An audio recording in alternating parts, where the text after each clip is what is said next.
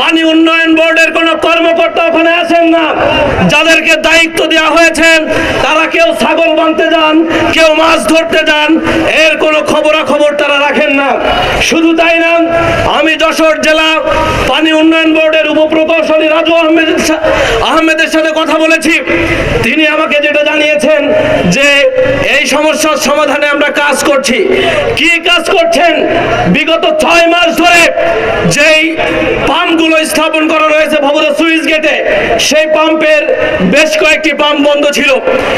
আমি বারবার সংবাদে বলার চেষ্টা করেছি, এত বড় বৃষ্টি হয়ে গেল 2 দফায়, এরপরও আপনারা কেন ওই পাম্পগুলো সচল করতে পারলে না? এই জবাব দিতে হবে আপনাদেরকে। আপনারা যদি এই পাম্পগুলো প্রথম থেকে সচল রাখতেন, কিছুটা হলেও আমার জলবদ্ধ এলাকার মানুষ স্বস্তি পেত।